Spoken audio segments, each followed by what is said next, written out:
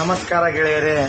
ಇವತ್ತು ನಮ್ಮ ಉತ್ತರ ಕರ್ನಾಟಕದ ಜಾನಪದ ಹಾಡುಗಳ ಬಗ್ಗೆ ಒಂದೆರಡು ಮಾತು ಹೇಳೋಕೆ ನಾನು ಇಷ್ಟಪಡ್ತೀನಿ. ಯಾಕಂದ್ರೆ ನಮ್ಮ ಉತ್ತರ ಕರ್ನಾಟಕದ ಎರಡು ಮೂರು ಅಲ್ಲದೆ ಹಲವಾರು ಗಾಯಕರಿದ್ದಾರೆ. ಅವರು ಹಾಡುಗಳಿಂದ ಇವತ್ತು ನಮ್ಮ ಉತ್ತರ ಕರ್ನಾಟಕದ ಹೆಮ್ಮೆ ಆಗಿದೆ.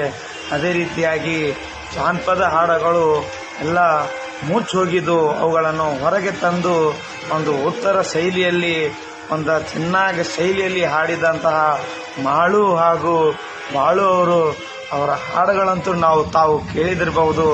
ಯಾಕಂದರೆ ನಾ ಡ್ರೈವರ ನೀ ನನ್ನ ಲವರ ಎನ್ನುವ ಒಂದು ಉತ್ತಮವಾದ ಹಾಡುಗಳು ಹಾಗೂ ಲಂಗ ದವಣಿಯಲ್ಲಿ ಮತ್ತ ಕಾಣ್ತೀನಿ ನಿನ್ನ ಲಾವಣ್ಯ ಅನ್ನುವ ಹಾಡುಗಳು ಒಂದು ಉನ್ನತ ರೀತಿಯಲ್ಲಿ ಬೆಳೆದು ಅವರನ್ನು ಸರಿಗಮಪದಲ್ಲಿ ಕಳಿಸಿ ಒಂದು ಉತ್ತಮವಾದ ಅವರನ್ನು ಪ್ರದರ್ಶನ ತೋರಿಸಿದ್ದಾರೆ.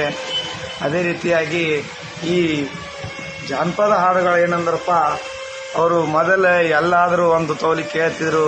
ಈಗ ಟ್ರೆಂಡಿಂಗ್ ಹಾಡುಗಳಾಗಿ ಮತ್ತು ಪ್ರತಿಯೊಂದು ಮನೆಯಲ್ಲಿ, ಪ್ರತಿಯೊಂದು ಗಾಡಿಗಳಲ್ಲಿ, ಪ್ರತಿಯೊಂದು ಅಂಗಡಿ ಎಲ್ಲ ಕಡೆ ಈ ಜಾನಪದ ಹಾಡುಗಳು ಒಂದು ರೀತಿಯಲ್ಲಿ ಬೆಳಿಬೇಕಂದ್ರೆ ಮತ್ತು ಈ ರೀತಿ ಹೆಸರು ಮಾಡಬೇಕಂದ್ರೆ ಅದರ ಶ್ರೇಯಸ್ಸು ಮಾಳು ಹಾಗೂ ಬಾಳು ಇನ್ನಿತರ ಹಾಡುಗಾರರಿಂದ ಸಾಧ್ಯವಾಗಿದೆ.